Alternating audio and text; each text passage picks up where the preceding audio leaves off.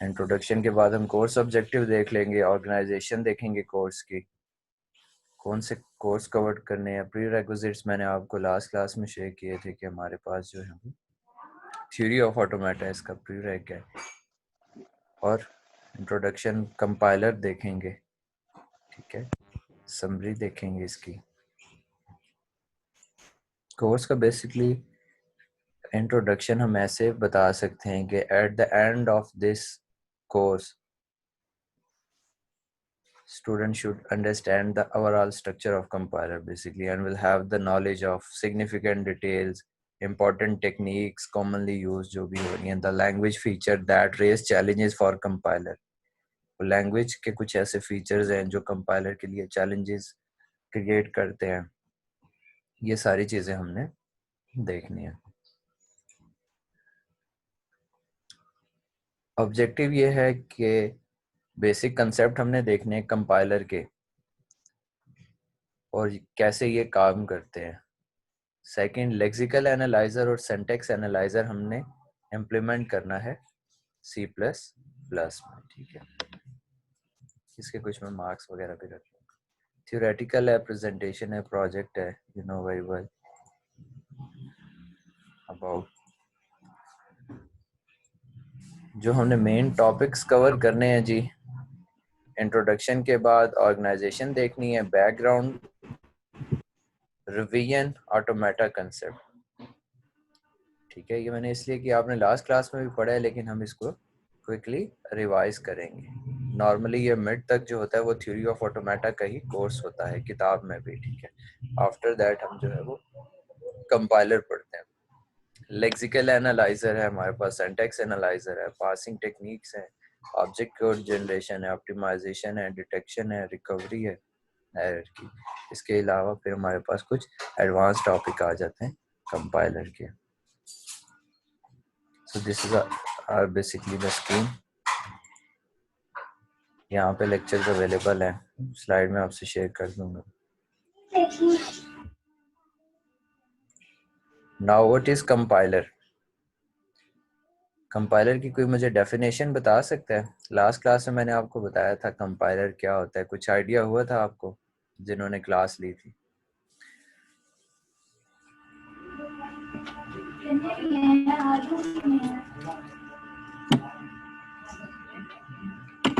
Kindly ये mic off कर लीजिए अपने। सो लास्ट क्लास में मैंने कहा था बेसिकली कंपाइलर हमारे पास क्या करता है कि किसी लैंग्वेज में आप प्रोग्राम लिखते हैं, वो उसको अंडरस्टैंड करता है, ट्रांसलेट करता है, आगे फर्दर लो लेवल लैंग्वेज में सिस्टम को दे देता है, ठीक है। So compiler is basically a tool which translate notations from one system to another, usually from a source code, that is your high level language, okay, C, C++, Java, .NET, ठीक है, to the machine code, object code, target code और low level code. So compiler basically क्या करता है कि आपका जो high level language code है उसको ट्रांसलेट करता है इनटू ऑब्जेक्ट या टारगेट कोड या लो लेवल लैंग्वेज। तो बेसिकली ये एक हमारे पास टूल होता है, ठीक है। इसकी मैं एग्जांपल दूंगा। लेट्स सपोज के कोई फॉरेन मिनिस्टर हैं या कोई फॉरेन प्राइम मिनिस्टर है, वो आते हैं, ठीक है। तो there is a language gap between the two countries head PM, ठीक है। सो लेट्स सपोज एर्दोगान आए हैं, ठीक है। तो वो क्या करेंगे कि अगर दोनों को अगर इंग्लिश की समझ नहीं है, ठीक है, किसी एक को नहीं है, तो वो क्या करेंगे कि दरमियान में जो है उनका जो है वो सेक्रेटरी होगा जो क्या करेगा, टेक इंफॉर्मेशन फ्रॉम वन, ठीक है, translate into the other language, ठीक है। तो सिमिलरली कंपाइलर भी ऐसा करता है कि हमारे पास क्या करता है, ट्रांसलेट करता है नोटेशंस को जो प्रोग्राम में लिखी गई होती हैं टू द अदर सिस्टम, ठीक है। तो this is basically the definition of compiler. तो अगर आप इसको थोड़ा विजुअली समझना चाहते हैं तो ये हमारे पास एक ऐसा प्रोग्राम है जो ट्रांसलेट करता है वन लैंग्वेज टू अनदर। जैसे ये आपका सोर्स कंपाइलर, दरमियान में हमारे पास एक टूल होगा जो उसको टारगेट प्रोग्राम में कन्वर्ट कर देगा। ये हमारे पास एक कम्प्लेक्स प्रोग्राम होता है जी, जो 10,000 से लेके हमारे पास 100,000 लाख लाइंस ऑफ कोड्स होता है, ठीक है। Compiler are used in many forms of computing. आपको कमांड को इंटरप्रेट कर सकते हैं। Interpreter basically line by line code को एग्जीक्यूट करके आपको इंफॉर्मेशन देता है। इंटरफेस प्रोग्राम्स भी होते हैं, जैसे विजुअल प्रोग्रामिंग होती है हमारे पास, ठीक है। नाउ सो फार आपको कंपाइलर की डेफिनेशन जो है वो बेहतर तरीके से समझ आ गई होगी। If you have any query at any spot, ठीक है, raise your hand, ask me, I will answer you. So basically कौन से चीज़ें हैं जो कंपाइलर में इन्वॉल्व होती हैं? जो मैंने आपको कहा था ना कि कुछ चीज़ें हैं। जी हमजा। अस्सलाम वालेकुम सर। वालेकुम अस्सलाम। जी। सर ये जो प्रोग्रामिंग लैंग्वेजेस में जो नोटेशन का वर्ड आपने यूज़ किया इसको थोड़ा बहुत एलिब्रेट कर देते हम्म हैं। लैंग्वेज तो हम देखते रहते हैं, जो नोटेशन का वर्ड है इसको थोड़ा सा डिस्क्राइब कर दें। ठीक हो गया। आप इसको ऐसे ही कंसीडर करें कि जब भी हमारे पास एक प्रोग्रामिंग लैंग्वेज होती है ना, that is the formal language, ठीक है। ये एक फॉर्मल लैंग्वेज होती है। तो फॉर्मल लैंग्वेज में ना आपने डिफाइन की हुई होती हैं चीजें। आपने डिफाइन की होती है कि अगर मैं ये कीवर्ड लिखूंगा, अगर मैं ये करेक्टर लिखूंगा, अगर मैं कोई भी अल्फा न्यूमेरिक कीज लिखता हूँ, ठीक है, तो उनके ये मीनिंग्स होंगे, ठीक है। जैसे अगर आप सी प्लस प्लस पढ़ते हैं तो सी प्लस प्लस में आप देखेंगे कि हमारे पास डिफरेंट स्ट्रिंग्स डिक्लेयर करने के तरीके, डिफरेंट नोटेशंस हैं, ठीक है। तो हम इसको कहते हैं कि ये हमारे पास ओवरऑल नोटेशंस हैं प्रोग्राम की, ठीक है, जिनको लिखने का तरीका आप कह सकते हैं, ठीक है। लिखने का तरीका, जैसे अगर आपने लिखा इंट ए या फंक्शन डिक्लेयर किया आपने, ठीक है, फंक्शन डिक्लेयर किया लाइक void जो है वो रनिंग ब्रैकेट, ठीक है, तो ये कंप्लीट हमारे पास नोटेशन कहलाएगी, जो फॉर्मल लैंग्वेजेस के अंदर प्री डिफाइंड होती हैं, ठीक है। ये लास्ट लेक्चर में भी मैंने शेयर किया था कि जब भी हम किसी लैंग्वेज की बात करेंगे तो वो फॉर्मल लैंग्वेज होगी जिसमें डिफाइंड वर्ड्स होंगे। जैसे अगर मैं कहूँ कि अल्फ़ाबेट्स हैं, ठीक है, तो अल्फ़ाबेट्स में कितनी नोटेशन हमारे पास हैं, कितने तरीकों से हम 26 जो है वो उसमें लिख सकते हैं, ठीक है।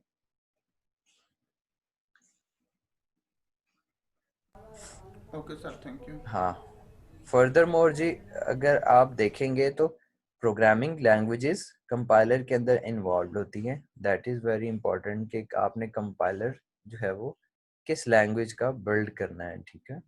तो एक लैंग्वेज होगी, कंप्लीट लैंग्वेज होती है कि जिसके कुछ डिफाइंड डिक्शनरी होती है, ठीक है, कि उसके अलावा वो चीज़ें नहीं होती उससे। फॉर्मल लैंग्वेजेस होती हैं, रेगुलर एक्सप्रेशंस होते हैं, थ्योरी ऑटोमेटा थ्योरी होती है और उसकी एप्लीकेशन होती है। प्रोग्रामिंग लैंग्वेज क्यों है जी? प्रोग्रामिंग लैंग्वेज है, we use natural language to communicate, we use programming language to speak with the computer, ठीक है। नेचुरल लैंग्वेज से हम कम्युनिकेट तो कर सकते हैं, नेचुरल लैंग्वेज और English is natural language nowadays. We use programming language to speak with the computer, ठीक है। इसको हम फर्दर एक्सप्लेन करेंगे।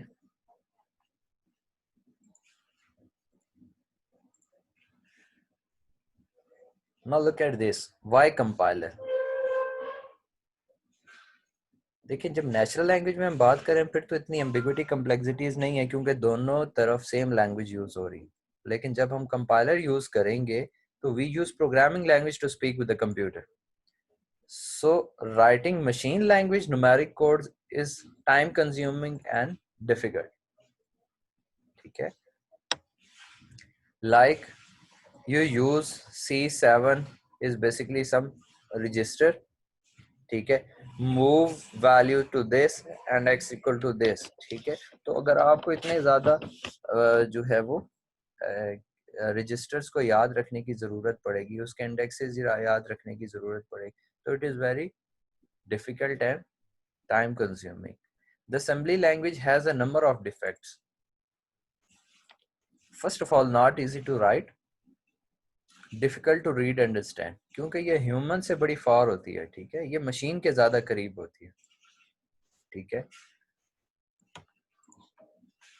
ब्रीफ अगर हिस्ट्री में आपको बता दूं कंपाइलर की, तो 54 से 57 में फर्स्ट कंपाइलर बना था जो फोर्ट्रन लैंग्वेज में बना था, ठीक है। आईबीएम में जॉन बैकस थे, ठीक है। The structure of natural language was studied at about the same time by नॉर्म चॉम्स्काई, ठीक है। चॉम्स्काई नॉर्मल फॉर्म भी हमने जो है वो थ्योरी ऑफ ऑटोमेटा में एक टॉपिक है, ठीक है। Chomsky classified language according to the complexity of their grammars, ठीक है। कितनी कम्प्लेक्स है grammar.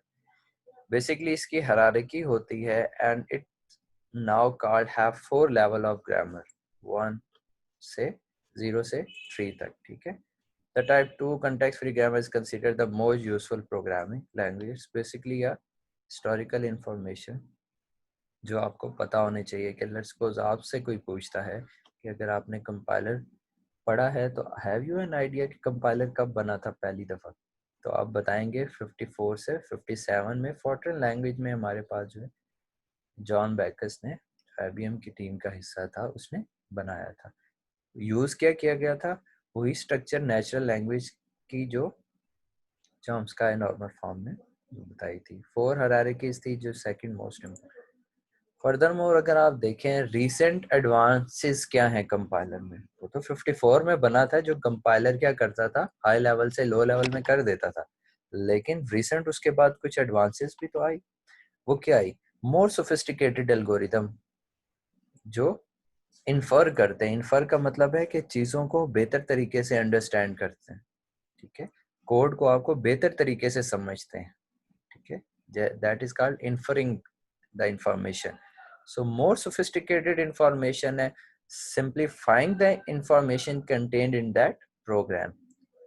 Unification algorithm, Hindley Milner type checking, most important. आपने मोस्टली कंपाइलर देखे होंगे कि जब आप उसमें सिंटैक्स एरर करते हैं तो टाइप चेकिंग एरर आ जाता है। अगर आप लिखते हुए कोई मिस्टेक करते हैं, लाइक इंट है तो उसके स्पेलिंग आप गलत लिख रहे हैं इंट की जगह, तो वो आपको नीचे एक रेड लाइन शो कर देगा, ठीक है। तो ये बेसिकली एडवांसेस है कि आपको ऑन द स्पॉट कहेगा कि ये बेसिकली इस कंपाइलर का पार्ट नहीं है। बैक एंड पे हमारे पास ना एक रेगुलर एक्सप्रेशन की क्लास होती है जिसमें 2 फंक्शन होते हैं, पैटर्न और मैचर के, ठीक है। तो जो भी आप पैटर्न लिख रहे होते हैं ना, तो बैक एंड पे वो चीज़ें सारी स्टोर होती हैं, तो वो मैच कर रही होती है, ठीक है। वो रिपोजिटरी के अंदर सारे कीवर्ड्स और जो आप थ्योरी ऑफ ऑटोमेटा की मशीन्स के थ्रू स्ट्रिंग जनरेट कर सकते हैं वेरिएबल, वो सारे टाइप चेक हो रहे होते हैं। If you put any mistake, ठीक है, इन राइटिंग, तो वो जो है वो आइडेंटिफाई कर लेगा ऑन दैट स्पॉट।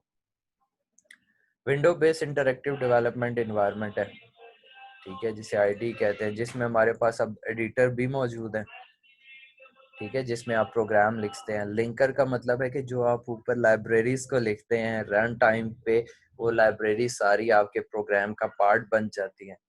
डिबगर्स होते हैं हमारे पास। डिबगर बेसिकली क्या होते हैं कि वो प्रोग्राम के बग्स को आइडेंटिफाई करते हैं, रिमूव करने में आपको हेल्प आउट करते हैं, रिमूव नहीं करते, ठीक है। रिमूव आपने खुद करने होते हैं। प्रोजेक्ट मैनेजर्स होते हैं जो आपके पूरे प्रोजेक्ट को ओवरऑल देख रहे होते हैं। However, the basic compiler design have not changed much in the last 50 years. ठीक है, ज़्यादा चेंज इसमें नहीं आया, लेकिन कुछ जो है वो एल्गोरिदम को जो है वो बेहतर किया गया है, टाइप चेकिंग और कुछ चीज़ें जो है वो ऐड की गई है ताकि ह्यूमन को ईज हो सके, ठीक है।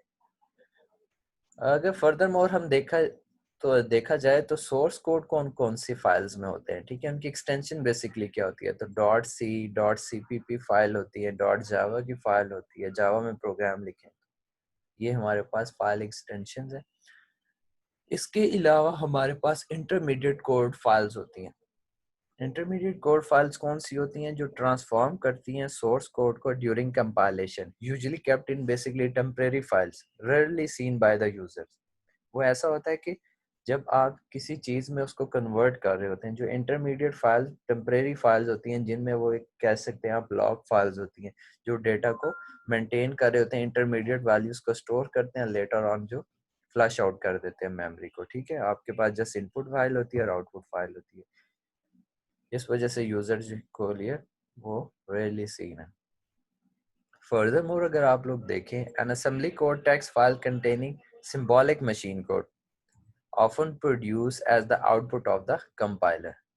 ठीक है, जो असेंबली कोड होते हैं वो डॉट एसएम नेजम डॉट एस फाइल एक्सटेंशंस इनमें हमारे पास मौजूद होते हैं।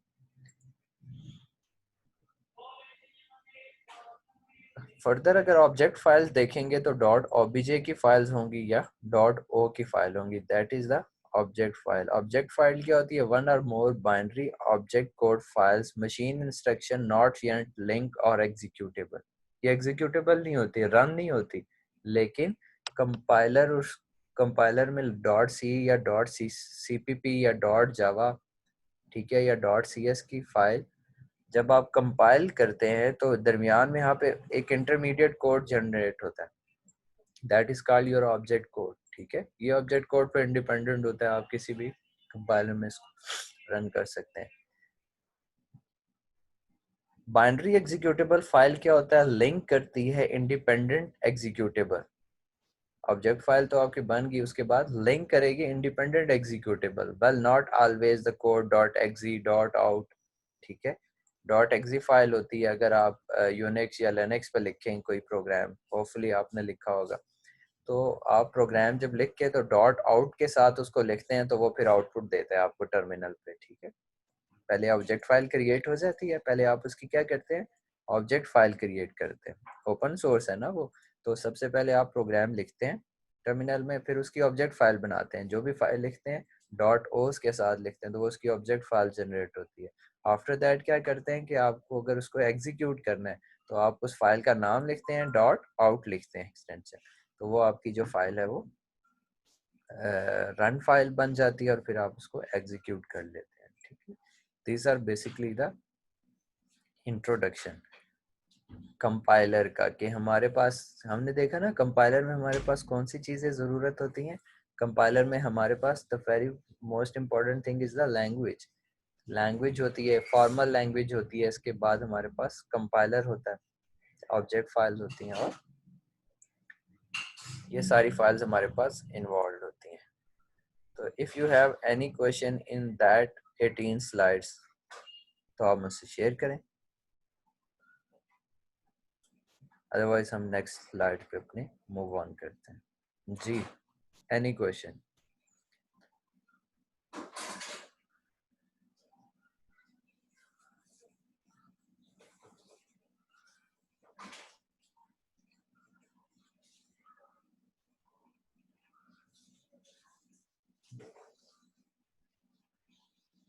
जी, कोई सवाल है तो आप मुझसे पूछ लें।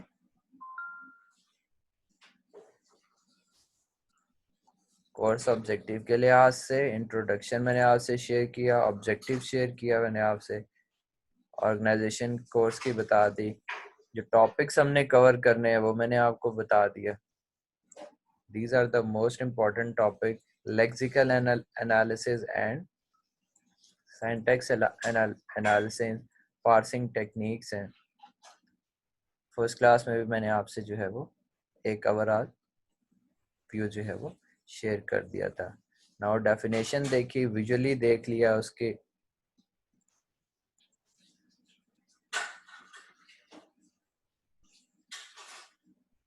ओके।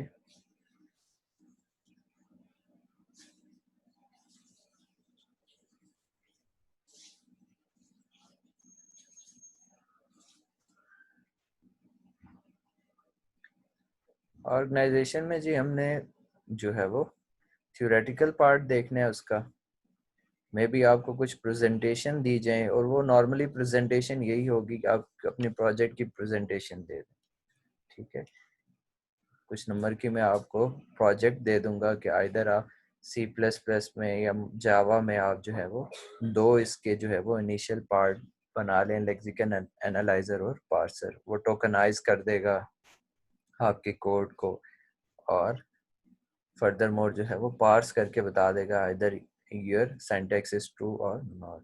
बहुत आसान है जावा में, जावा में इसकी एक क्लास है रेगुलर एक्सप्रेशन की, रेजिक्स जिसको कहा जाता है। ठीक है, वो इंशाल्लाह फ्यूचर क्लासेस में हम डिस्कस करेंगे। वाई कंपाइलर देख लिया हमने, हिस्ट्री देखी उसकी, कौन कौन सी फाइल इन्वॉल्व हैं कंपाइलर की सोर्स प्रोग्राम में, ऑब्जेक्ट में, और जो है हमारे पास फर्दर मोर जो है वो उसकी एग्जीक्यूटेबल फाइल। तो हमने विंडोज में भी देख ली और लिनक्स में भी देख ली। डॉट आउट जो है वो लिनक्स में हमारे पास होती है मोस्टली। डॉट एक्जी फाइल जो है वो हमारे पास विंडो बेस्ड फाइल्स होती हैं कि you can double click on the file and the program execute.